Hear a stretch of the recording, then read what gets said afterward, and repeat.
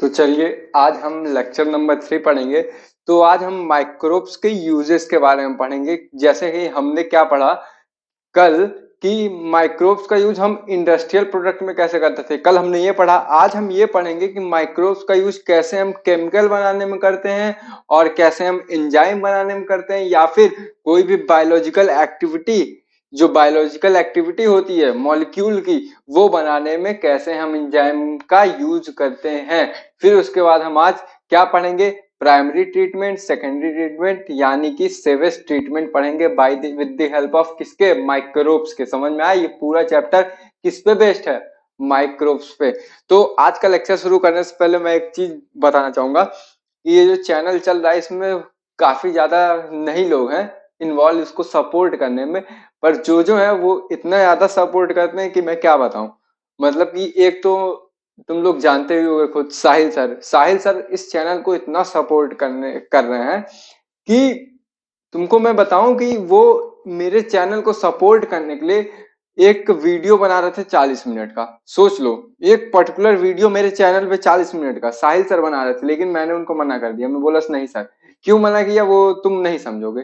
और दूसरा, दो तीन मेरे दोस्त हैं, जैसे कि एक मेरा दोस्त है प्रवीण, ये एक ही दोस्त है, तो ये भी काफी ज्यादा सपोर्ट करता है। और एक मेरी दोस्त है लड़की में, पलक नाम है उसका, वो भी मुझे बहुत ज्यादा सपोर्ट करती है। तो मतलब ऐसे दोस्त है ना, 3-4 दोस्त हैं भाई मेरे लाइफ में ना, काफी कम ही दोस्त हैं, और जितने भी हैं भाई फुल सपोर्ट करते हैं। ऐसा नहीं है कि वो काम भर के दोस्त हैं। तो दोस्त ऐसे बनाओ जो तुम्हें काम दे।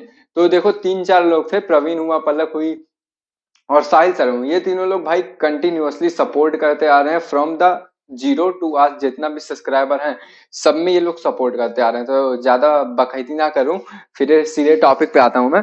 तो आज का टॉपिक देखो, हमने क्या बोला, माइक्रोब्स की मदद से हम क्या क्या बना रहे हैं, केमिकल बना रहे हैं, एंजाइम बना रहे हैं, और क्या बना रहे हैं, बायोलॉजिकल या फिर बायो एक्टिव मॉलिक्यूल्स बना रहे हैं।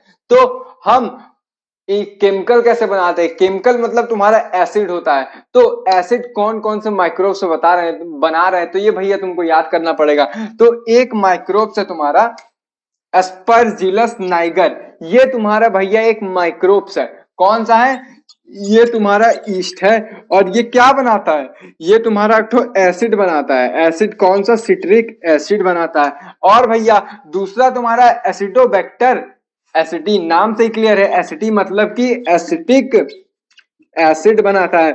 अब भैया दूसरा माइक्रोब्स देखो, ये क्लोस्ट्रेडम बैक्टीरिया, ब्यूटेरियम, ब्यूटेरियम मतलब ब्यूटेरिक एसिड। तो ये तुम्हारा क्या बनाता है, ब्यूटेरिक एसिड बनाता है। और चौथा तुम्हारा लैक्टोबैसिलस, सॉरी यहाँ पे बैसिलस होगा, तो लैक्टोबैसिलस तुम्हारा क्या बनाता है, लैक्टोबैसिलस तुम्हारा क्या बनाएगा मेरे भाई, लैक्टिक एसिड बनाएगा। तो ये तुम्हारा एनसीईआरटी का पहला पैरा खत्म। इसमें क्या बस बताया कि कौन सा माइक्रोब्स कौन सा केमिकल बना रहा है, अर्थात कि कौन सा एसिड बना रहा है। तो भैया कौन कौन से, एस्पार्जिलस निगर तुम्हारा सिट्रिक एसिड बना रहा है, और तुम्हारा एसिडोबैक्टर एसिटी क्या बना रहा है, एसिटिक एसिड बना रहा है, और तुम्हारा कोलेस्ट्रेडम ब्यूटेरियम क्या बना रहा है, ब्यूटेलियम, हाँ ब्यूटेलियम क्या बना रहा है, ब्यूटेरिक एसिड बना रहा है। और तुम्हारा लैक्टोबैसिलस क्या बना रहा है, ये सब तुम्हारे क्या है, माइक्रोब्स है। ये क्या बना रहा है, तुम्हारा लैक्टिक एसिड बना रहा है। और एक चीज और याद रखो, ये तीनों जो है बैक्टीरिया है, लेकिन ये जो पहला वाला है एस्परजिलस नाइगर, ये तुम्हारा ईस्ट है, अर्थात की फंजाई है। इतनी बात समझ में आ गई, इसका स्क्रीनशॉट ले लो। अब हम ये समझते हैं कि अब तक तो हमने ये देखा कि माइक्रोब्स की मदद से कैसे हम इंजाइम्स केमिकल्स बनाते हैं। केमिकल्स मतलब तुम्हारे क्या, एसिड्स होते हैं। अब हम ये जानेंगे कि माइक्रोब्स की मदद से हम कैसे कोई भी एंजाइम बनाते हैं। तो तुमने ये देखा होगा कि कुछ एंजाइम्स होती हैं लाइपेज। अब ये मैं कैसे बोल रहा हूं कि लाइपेज है, क्योंकि जो भी कोई भी चीज के आगे हम एज लगा दें तो वो भैया हो जाएगा इंजाइम। दूसरा क्या है, प्रोटीएज, जो प्रोटीन को तोड़ेगा। तीसरा क्या है, पेक्टिएज, पेक्टिएज मतलब ये पेक्टिन को तोड़ेगा। ऐसे ही कोई और किसी की और के नाम के आगे एज लगा लो, जैसे कि डीएनए कौन तोड़ेगा, डीएनएज, समझ रहे हो। आरएनए को कौन तोड़ेगा, आरएनएज। उसी तरह ये सब जो तुम्हारे लिपिड्स हैं, प्रोटीएज हैं और पेप्टीज हैं। ये सब भैया हम लोग किससे ऑब्टेन करते हैं? ये सब हम लोग ऑब्टेन करेंगे एक माइक्रोब से। इतनी बात समझ में आई? और ये सब हम माइक्रोब से ऑब्टेन करेंगे और ये सब का वर्क क्या होता है? जैसे कि तुम्हारा लिपिड्स हम लोग डिटर्जेंट में यूज करते हैं या फिर सोप में यूज करते हैं। कैसे मतलब ये काहे यूज करते हैं? क्योंकि भाई जो तुम्हारा लाइपेज रहता है ना, इसके पास कैपेबिलिटी रहती है किस चीज की? किस चीज की? फैट को तोड़ने की। तो जैसे ही तुम डिटर्जेंट में अपने लाइपेज यानी कि जो इजी होता है उसमें लाइपेज रहता है, तो जैसे ही वो डालोगे तुम, जब डाले तो भाई क्या होगा? तुम्हारा जो फैट है, फैटी को तो लिपिड बोलते हैं, कॉमन सेंस, तो वही क्या होगा? ब्रेकडाउन होगा। जब ब्रेकडाउन होगा, टूट जाएगा तो इजिली कपड़े से हट जाएगा। और तुम्हारा प्रोटीएज क्या करेगा? प्रोटीएज भैया तुम्हारा प्रोटीन को क्या करेगा? तोड़ेगा। जैसे कि हमारी बॉडी में प्रोटीन आए तो प्रोटीन को कौन तोड़ेगा? प्रोटीएज। ये भी सब किससे ऑब्टेन किया जाता है? माइक्रोब से। और तुम्हारा पेक्टीएज, पेक्टीएज जो होता है ये भी तुम्हारा सेल का लेयर होता है जो तुम्हारा क्या करता है? इसको कौन तोड़ता है? पेक्टीएज। पेक्टिन को कौन तोड़ेगा? पेक्टीएज। इतनी बात समझ में आ गई? इसका भी स्क्रीनशॉट लेना है तो ले लो। अब ये सब तो भैया फर्जी टॉपिक है, सही बताऊं तो तुमको। अब हम मेन टॉपिक पढ़ते हैं। वैसे ये जो पेक्टीएज है ये कहाँ रहता है? पेक्टीएज तुम्हारा जैसे मैंने बताया सरफेस पे रहता है स्किन के, लेकिन ये भैया कौन किसकी स्किन के सरफेस पे रहता है? तो भाई कोई फ्रूट हुआ, उसके फ्रूट जूस में तुम्हारा पेक्टीएज डाला जाता है ताकि तुम्हारा जो फ्रूट जूस के वॉल्स हैं वो तुम्हारे क्या हो सके? टूट सके। समझ में आया? तो अब ये सब तो फर्जी टॉपिक था, लेकिन इससे पहले जो मैंने बताया ये सबसे ये एसिड बनते हैं वो इंपॉर्टेंट है, ये फर्जी है। फिर इसके बाद जो टॉपिक बनाने जा रहा हूं वो सबसे इंपॉर्टेंट है। तो अब हम मेन टॉपिक पे आते हैं, अपने सबसे इंपॉर्टेंट टॉपिक पे। उससे पहले एक चीज तुमको मैंने कल बताया था कि जो हमारा इंजाइम होता है, कौन सा इंजाइम? जाइमेज। जाइमेज। जाइमेज किससे ऑब्टेन होता है? सैक्रोमाइसिन सेरीवेसी से। ये सैक्रोमाइसिन सेरीवेसी मैंने लिखा है। तो ये क्या करता है? तुम्हारे ग्लूकोज को किसमें कन्वर्ट करेगा? C2H5OH अर्थात की अल्कोहल में। और किसमें कन्वर्ट करेगा? CO2 में। और किसमें कन्वर्ट करेगा? 2 ATP में, यानी कि लेस अमाउंट ऑफ एटीपी। कितनी एटीपी रहती है? 2 एटीपी। तो मैं रिएक्शन लिख दे रहा हूं, C6H12O6 ये तुम्हारा किसमें कन्वर्ट होगा? ये तुम्हारा भैया जब जाइमेज इस पे एक्ट करेगा तो ये किसमें कन्वर्ट हो जाएगा? C2H5OH प्लस CO2 और साथ में कितना निकलेगा? 2 ATP निकलेगा। इतनी बात समझ में आ गई? तो यहाँ पे क्या देख रहा हूं? ये एंजाइम किससे ऑब्टेन हो रहा है? मैंने क्या बोला? माइक्रोब से हम कौन कौन सा एंजाइम ऑब्टेन करते हैं? तो मैंने क्या क्या बताया? लाइपेज। लाइपेज क्या करेगा? फैट को तोड़ेगा। प्रोटीएज तुम्हारा प्रोटीन को तोड़ेगा। पेक्टिनेज तुम्हारा पेक्टिन को तोड़ेगा। और जाइमेज तुम्हारा किसको तोड़ेगा? ग्लूकोज को तोड़ेगा। तब अल्टीमेटली क्या बनाएगा? अल्टीमेटली तुम्हारा अल्कोहल बना देगा। इतनी बात समझ आएगी? और ये किससे ऑब्टेन होता है? ये तुम्हारा सैक्रोमाइसिन सेरीवेसी। सैक्रोमाइसिन सेरीवेसी क्या है? क्या है ये भैया? तुम्हारा है सैक्रोमाइसिन सेरीवेसी। ये एक प्रकार का ईस्ट है, भूलना मत। इतनी बात समझ में आ गई? अब दूसरे टॉपिक में मैं आऊं। अब हम जानते हैं एक स्ट्रेप्टोकाइनेज नाम का एंजाइम रहता है। देख भाई, काइनेज, एज मतलब क्या हुआ? एंजाइम हुआ। तो स्ट्रेप्टोकाइनेज जरा नाम से क्लियर करो। स्ट्रेप्टोकोकस नाम का कुछ तुमने सुना है कभी आज तक? हाँ सुना है। क्या मॉलिक्यूलर बेसिस ऑफ इनहेरिटेंस में तुमने किसी का एक्सपेरिमेंट पढ़ा होगा जिसमें स्ट्रेप्टोकाइनेज यानी कि स्ट्रेप्टोकोकस निमोनिया पे उन्होंने रिसर्च किया था? कौन थे भैया? याद करो, याद कर भाई। जब तुम्हारा डीएनए का प्रूव करना तो नहीं याद आ रहा ना, फिर से आज रिवीजन करना। तो एक एंजाइम है तुम्हारा, पहला एंजाइम क्या याद रखना है तुमको? पहला एंजाइम के बारे में याद रखना है, जाइमेज का वर्क क्या है, किससे ऑब्टेन किया जाता है, और क्या है वो? ईस्ट है। तो और दूसरा ये वाला, ये सबसे इंपॉर्टेंट है, स्ट्रेप्टोकाइनेज। ये देख भैया, स्ट्रेप्टोकाइनेज होता क्या है? स्पेलिंग गलत हो गई तो तुम लोग देख लेना। स्ट्रेप्टोकाइनेज, देख भाई, स्ट्रेप्टोकाइनेज एक तरीके का एंजाइम होता है। तो इतनी तो क्लियर हो गई कि एज मतलब एंजाइम होता है, तो ये एक तरीके का एंजाइम हुआ। लेकिन इसका वर्क क्या है? जैसे कि जाइमेज का वर्क है ग्लूकोज को तोड़ के किसमें कन्वर्ट कर देना? बोलो C2H5OH में। लेकिन तुम्हारा स्ट्रेप्टोकाइनेस क्या करता है ना, जब तुम्हारे हार्ट से जो नलियां आती हैं, यानी कि pulmonary artery, pulmonary veins, aorta, ये सब जो नलियां आती है ना, इसमें अगर ब्लॉकेज हो जाता है तो भाई ब्लॉकेज से क्या होगा, तुम्हें हार्ट अटैक आ जाएगा, क्योंकि तुम्हारा ब्लड जो है अच्छे से सर्कुलेट नहीं कर पाएगा। जब सर्कुलेट नहीं कर पाएगा, अल्टीमेटली तुम्हारा हार्ट क्या होगा, कोलैप्स कर जाएगा, हार्ट में क्या हो जाएगा, हार्ट अटैक आ जाएगा। तो जब तुम्हारे कोई आर्टरीज या फिर वेन्स बोल लो या फिर ब्लड वेसल, सिंपली बोल लो, ब्लड वेसल्स में किसी चीज का वो हो जाए, कोलेस्ट्रॉल जम जाए, तो उस कोलेस्ट्रॉल को हटाने के लिए हम क्या लेते हैं, स्ट्रेप्टोकाइनेज। अर्थात कि जब हम स्ट्रेप्टोकाइनेज का इंजेक्शन लेंगे अपने बॉडी के अंदर, तो वो हमारे ब्लड वेसल्स में जाके जहां पे भी हार्ट में ब्लॉकेज होगा, तो हम क्या करेंगे, उस ब्लॉकेज को खोलने के लिए कौन सा लेंगे, एंजाइम, स्ट्रेप्टोकाइनेज।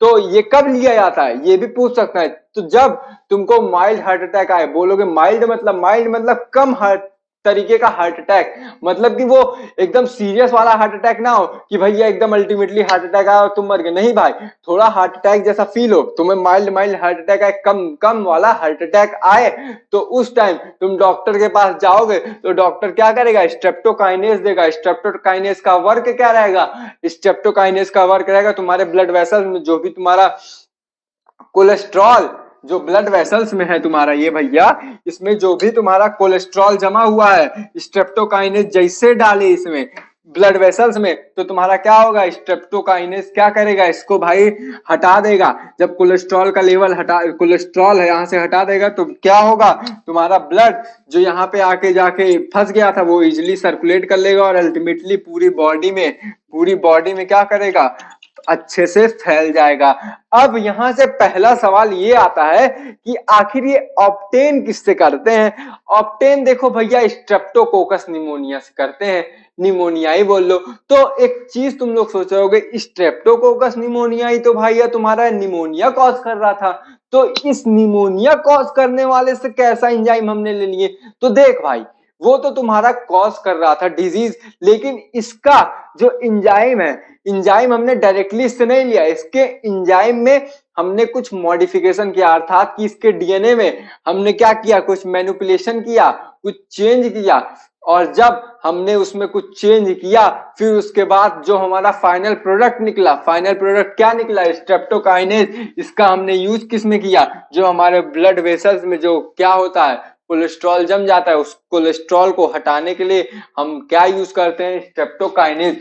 तो अगर एग्जाम में पूछे ये किससे ऑब्टेन किया जाता है, तो लिख देना स्ट्रेप्टोकोकस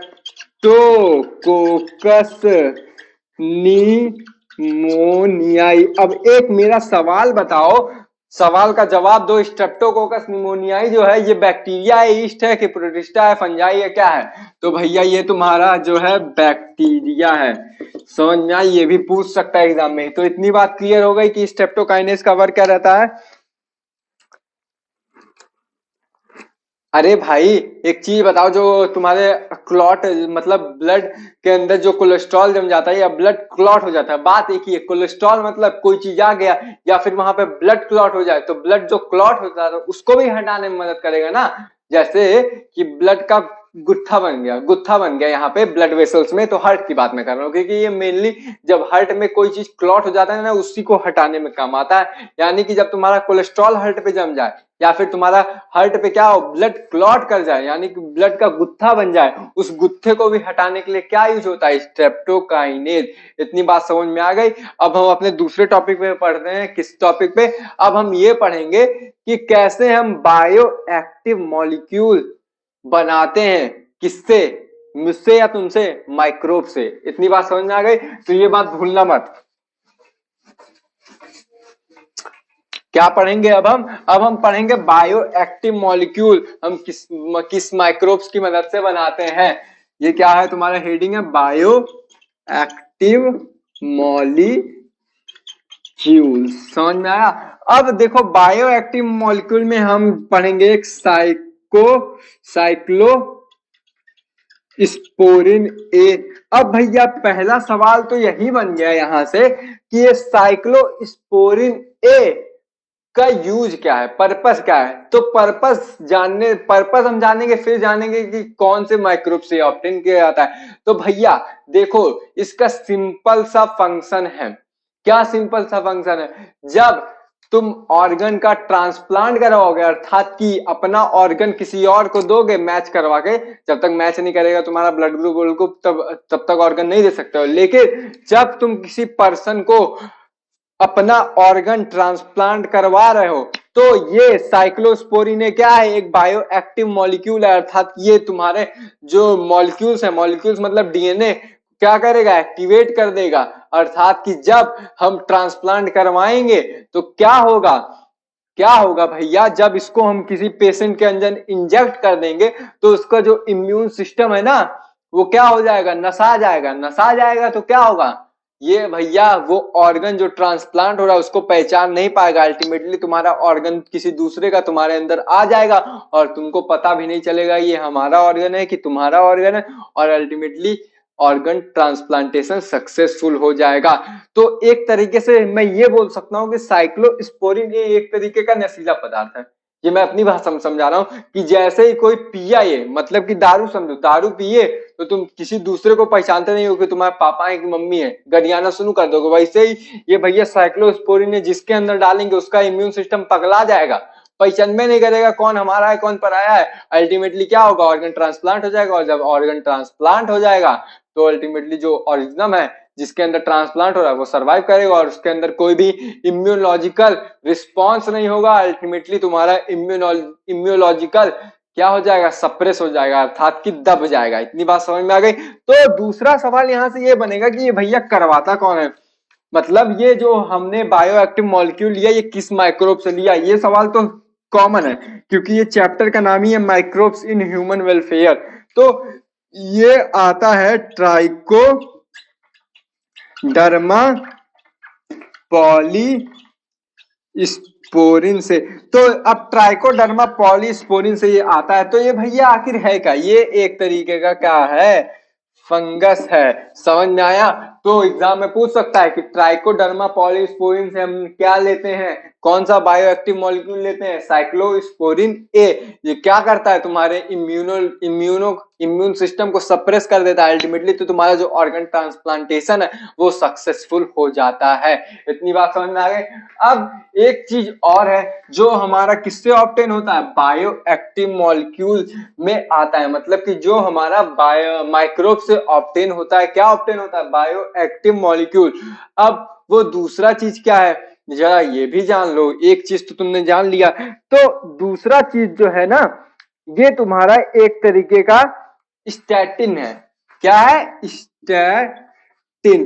अब इसका किस माइक्रोब से ऑब्टेन किया जाता है उसके जानने से पहले तुम ये जान लो कि स्टैटिन भैया आखिर में करता क्या है। तो देखो, अगर तुम्हारे बॉडी में कोलेस्ट्रॉल लेवल, कोलेस्ट्रॉल बहुत गंदी चीज होती है, कोलेस्ट्रॉल जब लेवल हाई होता है तभी तुम्हारा हार्ट अटैक आता है या फिर बीपी हाई होता है। तो जब तुम्हारे बॉडी में कोलेस्ट्रॉल लेवल हाई हुआ, तो जब हम स्टैटिन लेंगे, किससे? इंजेक्शन से लेंगे, तो ये क्या करेगा? जो हमारे अंदर कोलेस्ट्रॉल का सिंथेसिस हो रहा है, अर्थात कि कोलेस्ट्रॉल का प्रोडक्शन हो रहा है, उसको कम करेगा, और अल्टीमेटली ये किसकी तरह एक्ट करेगा?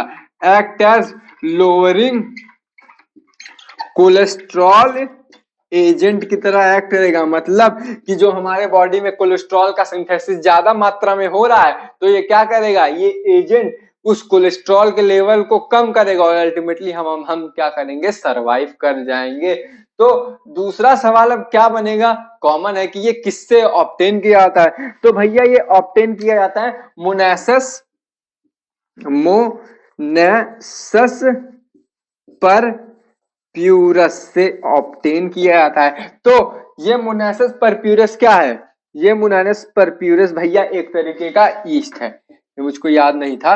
तो ये मोनेसस परप्यूरस तुम्हारा एक तरीके का ईस्ट हुआ। तो इतनी बात समझ में आ गई कि बायोएक्टिव मॉलिक्यूल में क्या चीज आते हैं? दो चीज आते हैं। कौन कौन से? साइक्लोस्पोरिन है, स्टैटिस। स्टैटिस किससे ऑब्टेन किया जाता है? मोनेसस परप्यूरस से। और तुम्हारा ये क्या बोलते हैं? साइक्लोस्पोरिन है, किससे ऑब्टेन किया जाता है? ट्राइकोडर्मा पॉलीस्पोरिन से। इसका रोल क्या रहता है? ये भैया तुम्हारे क्या रोल रहता है? भूल गए चच्चा? ये तुम्हारा क्या करेगा, ये तुम्हारे ब्लड में जो तुम्हारा ब्लड क्लॉट हुआ रहेगा या फिर ब्लड में कोलेस्ट्रॉल जमा रहेगा उस कोलेस्ट्रॉल को हटाने के लिए मदद करेगा। कब, जब तुमको हार्ट अटैक आएगा, यानी कि माइल्ड हार्ट अटैक आएगा, कम वाला हार्ट अटैक, ज्यादा वो सीरियस वाला ना रहे, तब ये क्या करेगा, जो तुम्हारे ब्लड वेसल में क्लॉट हुआ रहता है कोलेस्ट्रॉल या फिर ब्लड क्लॉट हुआ रहता है, उस क्लॉटिंग को हटाने के लिए ये यूज किया जाता है। और स्टैटिन किससे यूज किया जाता है, जब तुम्हारे बॉडी में कोलेस्ट्रॉल का लेवल ज्यादा होता है तो उस कोलेस्ट्रॉल लेवल को मेंटेन करने के लिए, अर्थात कि मेंटेन तभी होगा जब कोलेस्ट्रॉल लेवल कम होगा। क्या करता है, कोलेस्ट्रॉल लेवल कम करेगा और इसी को हम क्या बोलते हैं, लोअरिंग कोलेस्ट्रॉल एजेंट बोलते हैं। इतनी बात समझ में आ गई। अब हम अपने आते हैं by microbes in sewage treatment पे। ये टॉपिक बहुत इंपॉर्टेंट है, तो इसमें जितना स्टार बना सकते हो ना बना लेना, ठीक है। तो अब हम आते हैं अपने माइक्रोब्स, क्या हेडिंग है हमारी, माइक्रोब्स इन सीवेज ट्रीटमेंट।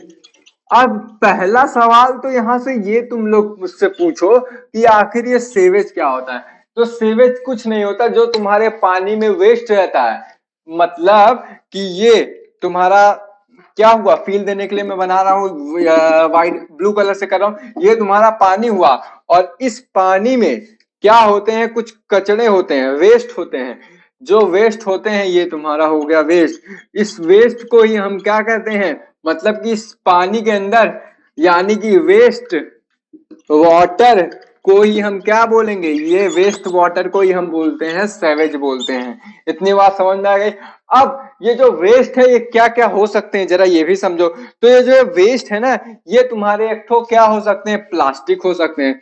अरे कॉमन सेंस लगा भाई, प्लास्टिक तो होंगे ही ना, और साथ में तुम्हारे ह्यूमन एक्सक्रीटा होते हैं। एक्सक्रीटा मतलब जो तुम्हारे वेस्ट प्रोडक्ट निकलते हैं वो भी तुम्हारे नदियों में जाता है। तुम्हारे प्लास्टिक होते हैं, तुम प्लास्टिक भी नदी में फेंक देते हो, मुंबई के जुहू बीच पे देख लेना। और तुम्हारे क्या क्या होते हैं, और तुम्हारे होंगे फैक्ट्री के, फैक्ट्री के क्या होते हैं भैया, वेस्ट जो होते हैं ये भी तुम्हारे क्या होते हैं, ये भी तुम्हारे जो नदी में डाले जाते हैं। इतनी बात समझ में आ गई। तो ये जो ट्रीटमेंट हम करते हैं, मतलब कि इस पानी को साफ जो हम करते हैं किसकी मदद से, माइक्रोब्स की मदद से, वही हम पढ़ने जा रहे हैं। इतनी बात समझ में आई। तो सीवेज क्या होता है, जो वाटर वेस्ट होता है उसी को सीवेज कहते हैं। और ये वेस्ट कैसे होता है, तुम्हारे जो फैक्ट्री के वेस्ट होते हैं, या फिर तुम बोल लो कि ह्यूमन एक्सक्रीटा होते हैं, या फिर प्लास्टिक होते हैं, यही सब तुम्हारे जो वेस्ट होते हैं और पानी को गंदा करते हैं, यही तुम्हारे क्या होते हैं, सीवेज होते हैं। तो सीवेज ट्रीटमेंट हम दो तरीके से करते हैं, मतलब कि दो स्टेप में करते हैं। कौन कौन से स्टेप में, जरा ये भी समझो। तो ये दो स्टेप में हम करेंगे। पहला स्टेप होता है हमारा प्राइमरी ट्रीटमेंट। ट्रीटमेंट ही कर रहे हैं ना पानी का, तो ये प्राइमरी ट्रीटमेंट हो गया, ये प्राइमरी ट्रीटमेंट हो गया। और हमारा दूसरा जो है, क्या मैं सेकेंडरी को ऐसे लिख दूं, सेकेंडरी ट्रीटमेंट। अब इस प्राइमरी ट्रीटमेंट को हम एक और नाम से जानते हैं, इसको हम फिजिकल ट्रीटमेंट के नाम से जानते हैं।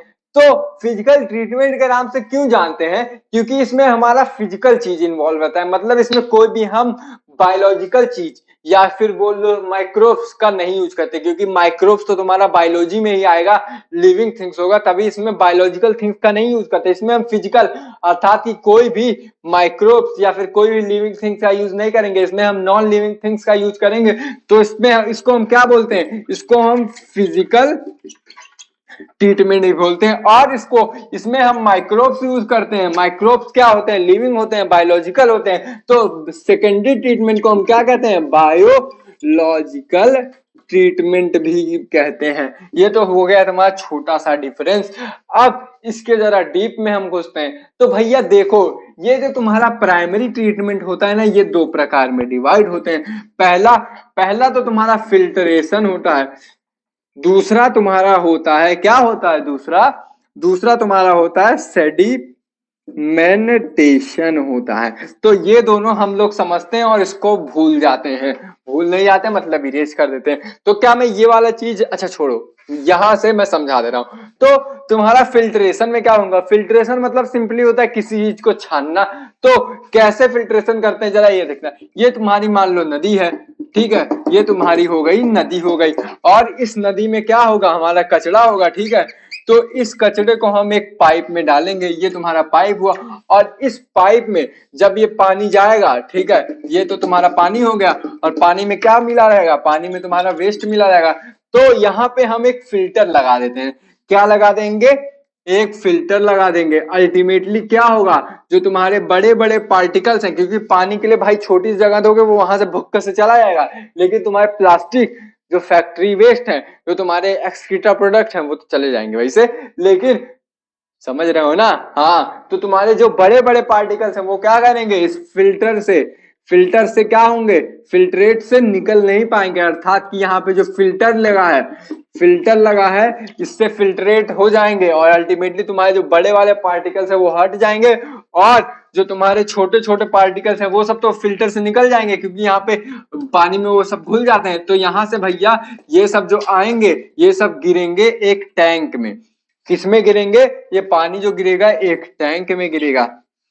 ये यहाँ से पानी गिरा, ये एक टैंक में आया। अब जब भैया यहाँ पे पानी गिरेगा यहाँ पे टैंक में, तब भी इसमें कुछ एक्सक्रीटा रहेंगे, यानी कि बोल लो एक्सक्रीटा बोल लो, या फिर कुछ और भी क्या बोल सकते हो, कुछ और भी तुम्हारे हो गए वेस्ट प्रोडक्ट्स हो गए, वो भी इसमें कुछ कुछ बचे रहेंगे, जो जिनका छोटा छोटा साइज रहेगा, जैसे कि तुम्हारा मिट्टी हो गया या फिर कुछ और हो गया, ये सब तो तुम्हारे वेस्ट ही। तो मिट्टी को पियोगे क्या, पगला गए हो क्या, तो तुम्हारे मिट्टी भी हो सकते हैं। तो इसका क्या करते हैं, दूसरे स्टेप में हम सेडिमेंटेशन करते हैं। तो सेडिमेंटेशन में नाम से क्लियर है, सेडिमेंट करते हैं, यानी कि जो तुम्हारे पार्टिकल्स इसमें घूम रहे हैं ये सब क्या करेंगे भैया, ये सब भैया क्या होंगे, सेडिमेंट हो जाएंगे, यानी कि नीचे बैठ जाएंगे, और अल्टीमेटली जो तुम्हारा पानी कुछ हद तक मतलब पूरा पानी साफ नहीं हुआ है, कुछ हद तक जो साफ रहेगा उसको हम किसी दूसरे मतलब उसको वो ऊपर आ जाएगा, और अर्थात कि यहाँ पे जो तुम्हारे पार्टिकल्स हैं, जो पॉल्यूटेड पार्टिकल्स है वो तुम्हारे सेडिमेंट हो जाएंगे, अर्थात कि नीचे बैठ जाएंगे, और जो तुम्हारा साफ पानी रहेगा पीने लायक नहीं रहेगा वो क्या हो जाएगा, ऊपर आ जाएगा। इतनी बात समझ में आ गई। तो यहाँ पे तुमने क्या देखा, यहाँ पे तुम्हारा फिल्ट्रेशन होगा, और यहाँ पे तुम्हारा क्या होगा, यहाँ पे तुम्हारा सेडिमेंटेशन, अर्थात कि जो तुम्हारे पार्टिकल्स है गंदे वाले वो क्या हो जा रहे हैं, बैठ जा रहे हैं, डस्ट हुआ तुम्हारा, सॉइल हुआ, ये सब तुम्हारे क्या होंगे, बैठ जाएंगे। इतनी बात समझ में आ गई। तो ये तो हमारा पूरा हुआ प्राइमरी ट्रीटमेंट। और प्राइमरी ट्रीटमेंट भैया बहुत सरल था, इसमें कोई तीन मार मतलब 30 मार खान बनने की जरूरत नहीं थी। अब हम आते हैं अपने किस पे, मेन टॉपिक पे, सेकेंडरी ट्रीटमेंट पे आते हैं। तो अच्छा एक चीज और इसमें बता दूं कि हाँ, ये कुछ टर्मिनोलॉजी है, ये तुमको जानना जरूरी है। हाँ, तो इसमें जो ये नीचे क्या जो मॉलिक्यूल्स या फिर बोल लो गंदगी, जो डस्ट है वो बैठते हैं ना, उसको हम लोग कहते हैं स्लज बोलते हैं, स्लज को हम गंदगी बोलते हैं। तो इसमें कौन सा स्लज बैठता है, इसका नाम बहुत कठिन है, समझे, तो इसका नाम ध्यान से सुनना। ये जो स्लज होता है अर्थात की जो गंदगी होती है, इसका क्या नाम है, इसका नाम है भैया प्राइमरी स्लज, है ना, बहुत कठिन नाम। तो इसका नाम है भैया प्राइमरी स्लज। प्राइमरी स्लज क्या होता है, जो तुम्हारे प्राइमरी ट्रीटमेंट से जो भी कचरा निकलता है सेडिमेंटेशन में, सेडिमेंट होता है अर्थात कि सेटल डाउन होता है, उसी को क्या बोलते हैं, प्राइमरी स्लज। और भैया जो तुम्हारे यहाँ पे पनिया जो ऊपर आ जाता है उसको क्या बोलते हैं, इफ्लुएंट बोलते हैं। क्या बोलते हैं, इफ्लुएंट। इफ्लुएंट क्या, जो तुम्हारे पानी है वो जो ऊपर आ जाते हैं, मतलब कि कुछ हद तक वो साफ हो गया, उसी को क्या बोलते हैं, इफ्लुएंट बोलते हैं। इतनी बात समझ में आई, या फिर इसी को सुपरनेटेंट बोलते हैं। इतनी बात समझ में आ गई। अब इसमें कुछ नहीं जानना, अब सेकेंडरी ट्रीटमेंट पे हम खट से आते हैं। इतनी बात समझ गए तो हाँ बोलो, वही देखना हो, कुछ और तो नहीं है ना इसमें, छूट रहा है, नहीं है, अब नहीं है। ये सेटल्ड पार्टिकल जो होते हैं वो क्या होते हैं, डस्ट होते हैं, सॉलिड होते हैं, सिंपली समझ लो। अब ये समझ में आ गया। अब इसका मैं इरेज कर देता हूँ। याद रखना इसमें, ये प्राइमरी अगर स्लज पूछे, यानी कि जो गंदगी है वो क्या होता है, सेटल डाउन हो जाता है, यानी कि सॉलिड पार्टिकल जो सेटल डाउन होता है उसी को क्या करते हैं, प्राइमरी स्लज। किस प्रोसेस में होता है, सेडिमेंटेशन में। अब हम आते हैं अपने सेकेंडरी ट्रीटमेंट पे, समझे भैया। तो आज हम पढ़ेंगे, मतलब आज क्या पढ़ेंगे, पढ़ ही रहे हैं। तो ये हमारा हो गया सेकेंडरी ट्रीटमेंट पे आते हैं। अब आखिर ये सेकेंडरी ट्रीटमेंट होता क्या है, इसको जानने से पहले हम बीओडी जानेंगे। तो बीओडी क्या होता है, बीओडी भी जानने से पहले हम एक चीज बोलते हैं, थोड़ा मैथ की चीज है। BOD is directly proportional to the sewage pollution.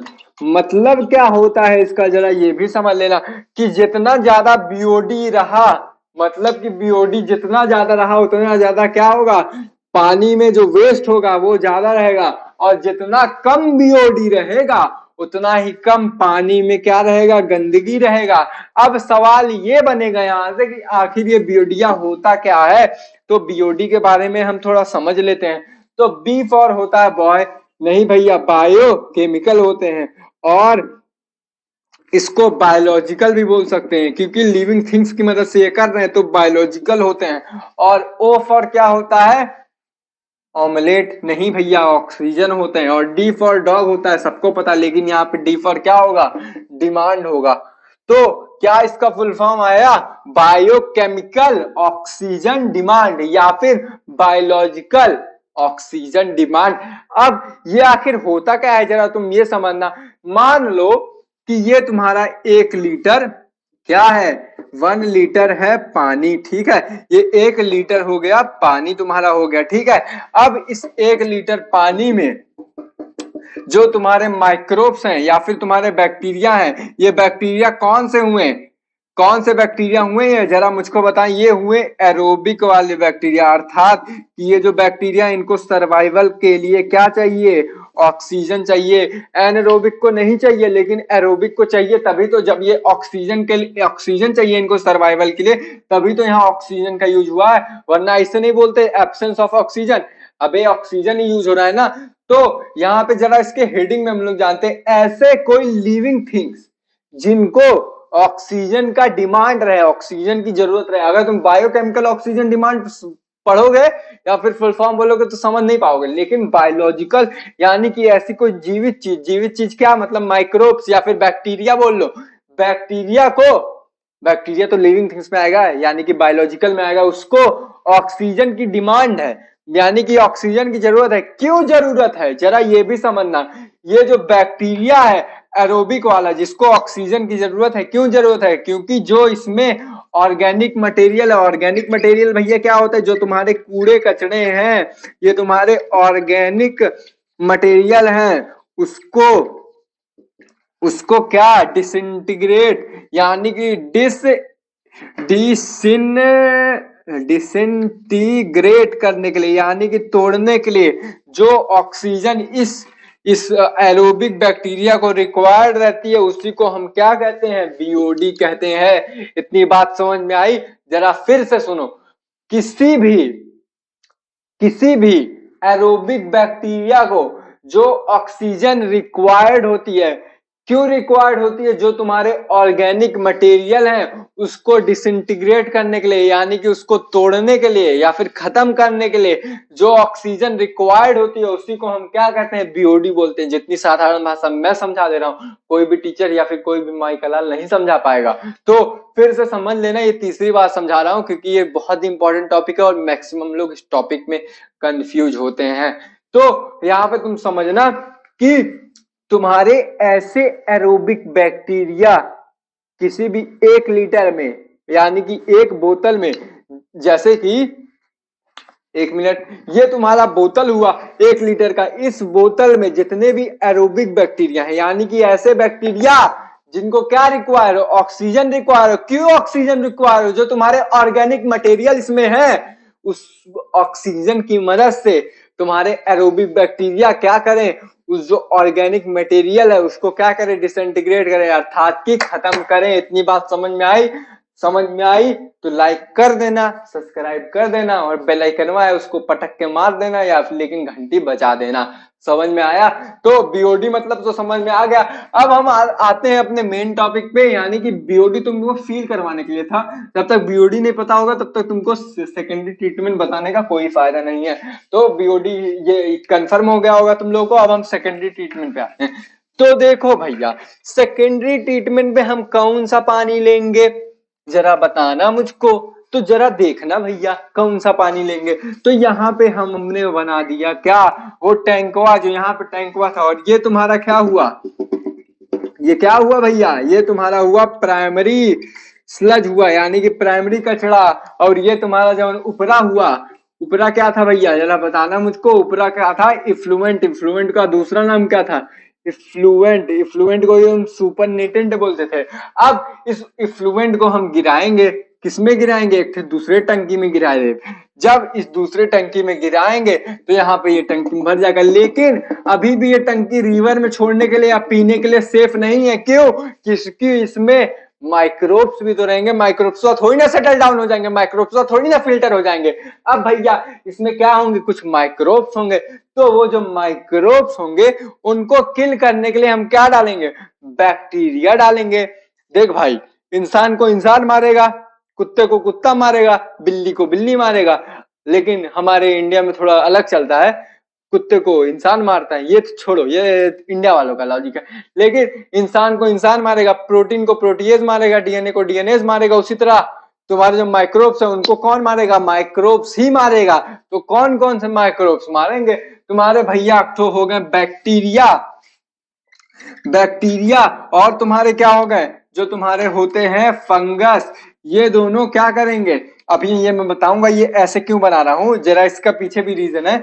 ये तुम्हारे हो गए बैक्टीरिया, बैक्टीरिया गोले से मैं दिखा रहा हूं, और तुम्हारे क्या होंगे? फंगस हो गए, और तुम्हारे क्या होंगे? बैक्टीरिया हो गए, और तुम्हारे क्या हो गए? फंगस हो गए। तीन ही तो बना रहा हूं। तो ये जो पानी है इफ्लुएंट होता है, ये इसको क्या बोलते हैं? इफ्लुएंट होता है। इस इफ्लुएंट में पक्का पक्का क्या होंगे? माइक्रोब्स होंगे। अब इस माइक्रोब्स को खत्म करने के लिए क्या होगा? इस माइक्रोब्स को खत्म करने के लिए हम कुछ अलग से माइक्रोब्स डालेंगे।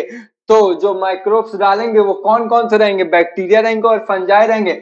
और इस माइक्रोब्स के जो बैक्टीरिया फंजाई के एसोसिएशन को हम क्या कहते हैं? फ्लॉक्स बोलते हैं। तो एग्जाम में पूछ सकता है व्हाट इज फ्लॉक्स? तो association of bacteria and fungi is known as flocs that help to kill किसको करने में? माइक्रोब्स को, जो कि तुम्हारे किसमें प्रेजेंट हो? किसमें भैया? इफ्लुएंट में प्रेजेंट हो। तो जैसे हम फ्लॉक्स इसमें डालेंगे तो ये क्या होंगे? ये यहाँ के जो माइक्रोब्स हैं इनको खा जाएंगे, इनको इंगल्फ कर जाएंगे या फिर उनको किल कर देंगे। अल्टीमेटली जो तुम्हारे क्या रहेगा? ये जो कचड़वा रहेगा, क्या कचड़वा? ये जो माइक्रोब्स है या फिर बैक्टीरिया है, ये जब इनको किल कर देंगे या फिर हटा देंगे, डिसइंटीग्रेट कर देंगे, फिर उसके बाद ये क्या होंगे? ये भैया हो जाएंगे सेटल डाउन हो जाएंगे। यहाँ पे मैं इसे बता रहा हूँ, ये सेटल डाउन हो जाएंगे और अल्टीमेटली हम क्या करेंगे? अल्टीमेटली हम अपना जो इफ्लुएंट है, ये इफ्लुएंट कौन सा होगा? ये तुम्हारे क्या होंगे? ये सेकेंडरी स्लज हो जाएंगे। सेकेंडरी स्लज मतलब कि सेकेंडरी वाला कूड़ा कचरा जो रहेगा, कौन सा कूड़ा कचरा? ये भैया फ्लक्स में जो होते हैं सेकेंडरी बन जाते हैं, सेकेंडरी कचरा बन जाते हैं। क्यों? क्योंकि ये तो भैया इसमें जो प्रेजेंट माइक्रोब्स इनको खा लिए या फिर इनको किल कर दिए या फिर इनको डिसइंटीग्रेट कर दिए।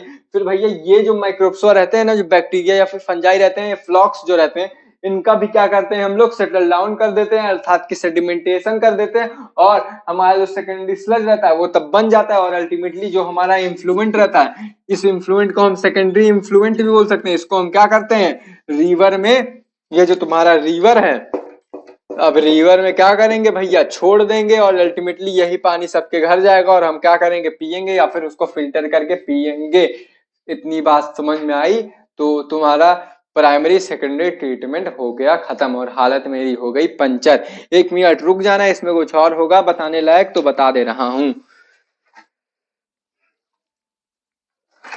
बस 1 सेकंड रुक जाओ, कुछ और बताने लायक है। ऐसा तो नहीं है कि मैं कोई टॉपिक छोड़ रहा हूं।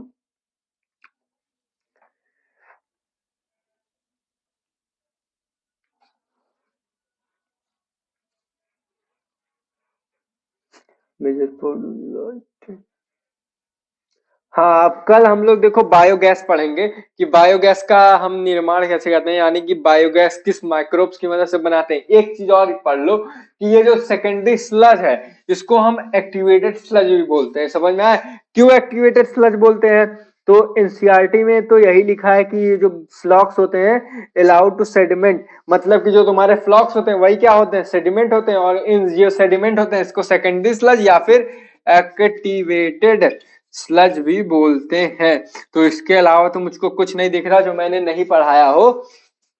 मैं चेक कर ले रहा हूं।